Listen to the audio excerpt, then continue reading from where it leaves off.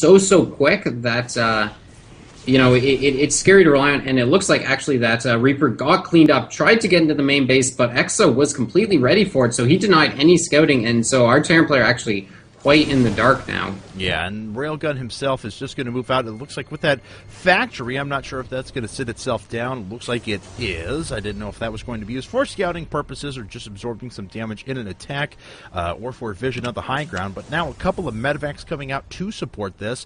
Back on Exo's side of things, he is going to... looks like he actually has a lot of warp gates ready to warp in some units, but there we have a robotics facility coming down, so he is going to switch over to a robo play, still content to stay on this one base economy for quite a while, as he did lose a number of probes. He is down pretty far in economy to his opponent, and it's going to take a little bit of catch-up work for him here to be able to equalize those terms. Yeah, absolutely, and Combat Shield did just finish, so we'll have to see. I mean, Railgun, he definitely needs to start dropping soon, or he needs to get aggressive.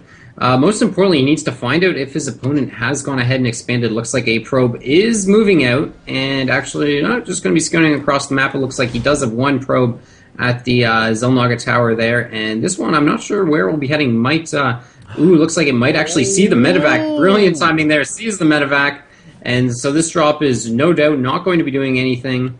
But should still be able to clean up some of the center of the map here. Yeah, they'll just take positioning, take the Zelnaga Tower, but Railgun is going to be forced to retreat with that. Doesn't really have a choice in the matter. And now we do have one observer coming out for Exo. And looks like he has that probe over in his opponent's natural. So I don't know if he's planning some sort of... possibly some warp into the high ground with that observer in the future. But Railgun, he's actually going to continue with this drop. He's just moving it. So moving it up to the top left. But a probe is going to see it again as the Nexus is dropped down. Those Marines will take that out very quickly. But Railgun not going to be able to do anything with this harassment. Yeah, forcing the cancel is certainly nice, and it gives them a good idea that, okay, my opponent is trying to expand, so, he's not doing anything too cheesy, not going to be doing any kind of all-in, and he's still being active with this medevac in it. I mean, as long as he's careful, there's certainly enough dead airspace that he can keep it alive, so I like that play. What I don't like is the fact that this probe, is still just sitting here, as well as the pylon at the bottom of the ramp. He definitely wants to clean that up pretty soon, and of course there's also Exo's Observer just spotting everything in the main base. And so now Exo moving forward. He's going to try and snipe the medevac. Can he get it? It's down to about half its health. It is going to get away. So medevac does pick off one pylon and then scoots away with relatively no losses. There is an observer out now for Exo. Ooh, scan goes down, though. It gets picked off inside of Railgun's base. This is a very marine-heavy composition. So if we could see a Colossus come up in enough time to do any sort of real damage, it could be a benefit. But actually looks like the robotics bay was canceled, now going over to a Marauder build. But unfortunately, Exo is supply blocked, was supply blocked there for a while, now finally producing that Immortal. And here we go, finally going to be moving out with an attack, it looks like. And the pylon, of course, should be seeing this, so we're going to have to see how Exo wants to position his units, because this attack is going to look so scary. I mean, there's 5 medevacs with that attack, and there's also this one medevac full of Marines that can drop the back at the same time. Looks like one Hellion going to be just charging in here, doing a bit of scouting, trying to see exactly what the unit composition is, and looks like he doesn't quite want to engage yet. No, he doesn't. Meanwhile, the medevac in the main base. Oh, the medevac is going to drop down, and this is going to be almost all of the economy for Exo gone. He can't move these units back because there's the engagement. Railgun, though, is going to lose an entire half of his army. Unfortunately for Exo, he is clearing up all of this. He transfers some probes down to the expansion. He's got to warp in some units and take these units out, but he may just be looking for a pretty strong counterattack here soon, which may be his only opportunity to get back into this. Bringing some Stalkers back, he is going to try and pick off a couple of units. Railgun moving away with that medevac, and those Stalkers are going to do some damage to ward that away, but Exo moving up with his main force now to counterattack. And it looks like SCV's coming off the line here. Going to be a big attack coming in. Big engagement. Needs to stem up some pretty good force fields going on, delaying any of those SCVs from engaging, and the Zealots are just doing a ton of damage. Very nice Guardian Shields helping to units kiting back. More force fields going down, trapping in those Marauders. Yeah, wow. I mean, this is a lot of damage. This is mostly sentries at this point, but all of these units are getting picked off. This is only Medivacs that's left now for Railgun. He is losing all of these forces. His Marauder's not doing anything as his force shield is going down at his ramp. Now, finally, some units are going to be able to stream out, but those are moving forward in a little choke, one at a time. This Immortal going to be able to sit there, do a lot of damage, and Exo actually finds a way to come back into this with an economic advantage and with an extra base. Yeah, this is pretty insane, and if you take a look at Railgun's base, there is not many minerals left in there, but of course those Marines are continuing to be annoying in the main base, dropping once again in the mineral line. The medevac does go down, so this is going to mean once this is cleaned up, that's going to be it, but there's just so many probes dying. Of course, the issue is that Exo has his natural expansion up, so as much damage as these Marines might try and do, it's just almost irrelevant, but Railgun is going to take this opportunity to float to his natural expansion, salvaging the bunkers. But once again, he is just so light on units right now. Taking a look at the supply, it is relatively even here, 56 to 69, and there is a slight probe advantage for the Protoss players, so the standing army is relatively even. The problem, though, I have to say, is that there's just almost more medevacs than Marines right now. And so we do have Exo moving out now with this pretty good-sized force. As you were mentioning before, the supply is in Exo's favor, so he is going to push up, and Exo's going to be able to double-produce probes through this whole process, too, which is big, but there go down the force fields, and Exo's able to close with those zealots. My God, those zealots are doing a lot of damage. Railgun GG's! So Exo is going to take this set for University of Houston over NYU. Beautifully played by Exo to come back when he was down an extreme amount in that game. Yeah, wow, that was such a tight series. University of Houston narrowly taking it. Big congratulations to them. And, I mean, awesome games from New York, but they, just couldn't close it out. I thought there were a lot of times in that game where Railgun could have won, but he just couldn't quite seal the deal. And so Exo, taking his team to the next round of the playoffs there. Big congratulations to them, and definitely Exo being the MVP of this series. Yeah, definitely. So, I mean, that was an amazing game played because, after that first round of harassment, after Exo had his expansion denied so many times, he was down in units, I thought that was going to be it, but those force fields went after that first engagement with Railgun, cutting those units in half, completely taking apart the Terran army. Oh, such beautiful play, such beautiful control. And, hey, if every series is like that, this is going to be one hell of a playoffs. Yeah, that was awesome. That was a pretty epic match there. Yeah, pretty epic. All right, guys, so we are going to move into a commercial again. Sorry about the stream. I think I have things a little bit stabilized for the time being, so we are going to be back here in just a bit.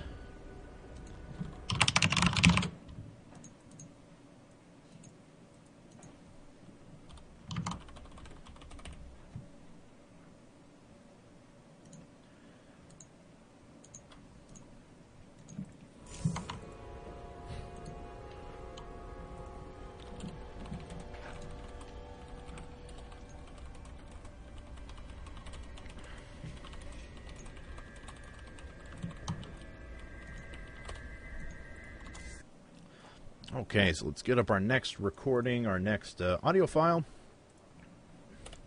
And that should be done. Let me get up the sheets about these guys. And, right. There's my fun Word document again. There we go.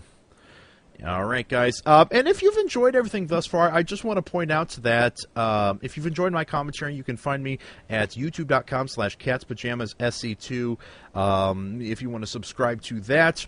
Nonetheless, I want to thank our sponsors for this, TT Esports and Justin TV for putting on the event. And if NYU, you just want to mention your channel real quick as well. Yeah, absolutely. If you've enjoyed my commentary, feel free to check out youtube.com/OutofEasyStarcraft. A whole bunch of different types of videos there. But either way, the game is now underway. So we're going to be starting off the University of Maryland, Baltimore County versus the University of Pittsburgh, opening up with a TVP here.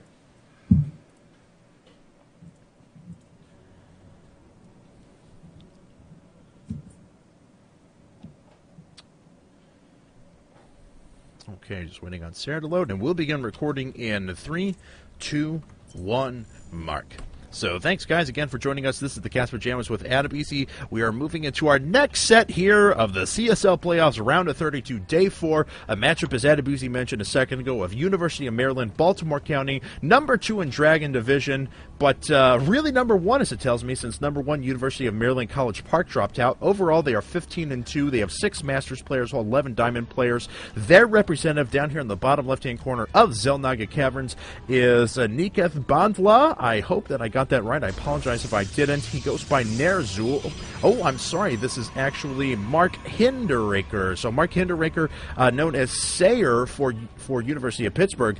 University of Maryland's player is Nerzul here in the top right-hand corner. A 3,600 Masters Terran player with a 52% win rate in ladder. He is 14-4 during the regular season 1v1s, 1-1 in 2v2s, and he is 8-2 overall in TVP, 2-1 on Zelnaga Caverns. He is UMBC's highest-rated ladder player and one of their aces. Now, getting back to Sayer down here in the bottom left-hand corner, he is representative of University of Pittsburgh.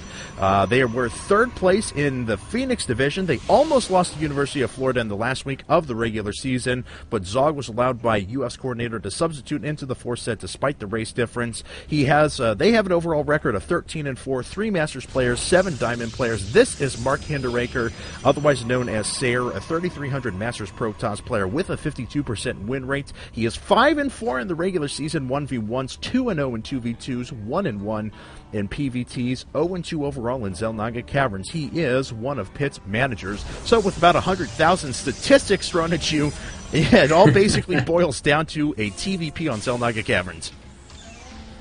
Yeah, it looks like so far both players have opened up very standard. Sayer did opt to go for a very quick pylon scout, so he's going to have full information here, and it looks like after seeing the gas, he's just going to go ahead and head out of the base. We'll have to see, keep an eye on that probe, what he wants to do with it. Looks like he's just chilling around the natural. Meanwhile, of course, the SCV is going to be arriving at Sayer's base. There's a Zealot in production, no second gas quite yet, and ooh, it looks like a little mistake here. 4 harvesters on the assimilator. Never want to see that early in the game. Definitely going to be cutting into the mineral count for Sayer. Yeah, definitely. And second guess is on the way, though, so that's about halfway done. We'll see if he decides to go into a robo build or what he's going to do. There's the Zealot popping out, going to try and chip away at that SCV for a little while. Up here for Nerzul, he is researching concussive shell, has his first Marauder coming out with a second barracks on the way, so it looks like a pretty conventional 2-racks aggression build out of him.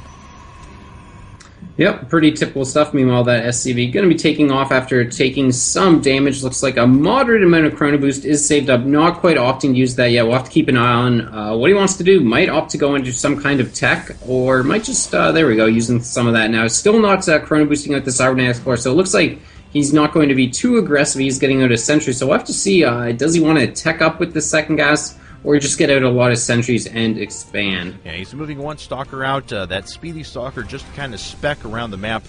Take a look, at the Zelnaga Tower. Make sure no SCVs or lone marines were patrolling there. And we do actually have a delayed Reaper coming out of Nerzul now.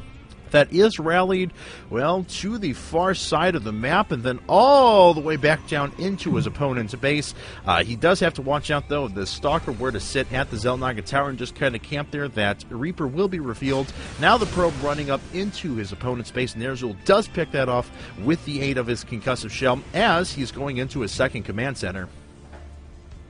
Yeah, and I do like this delayed Reaper. You know, when you get a Reaper immediately, often it's very difficult to see what kind of tech your opponent is going for. But it looks like, you know, with this kind of timing, he's actually going to be quite easily able to get in the main. And you can see he's also actually using his SCV here to check the natural expansion. So he is just on the ball. This is the kind of stuff you want to be doing against the Protoss. Gives you a lot of information. It's going to help him decide when he wants to actually take his command center and float that out to his natural. So here comes the Reaper, seeing that second gateway, seeing the robotics, opting not to go for any probes. But even if the Reaper, you know, it gets taken out, which it looks like it will, he's going to have a ton of information and going to be able to feel pretty comfortable about, you know, his production facilities. Actually opting to go ahead and get up a bunker, which is not a bad choice because, of course, some kind of robo, 3-gate robo all-in is possible. Mm-hmm. And anytime you don't see a Nexus, he's got the SCV here spotting, you know, having a bunker is never a bad idea.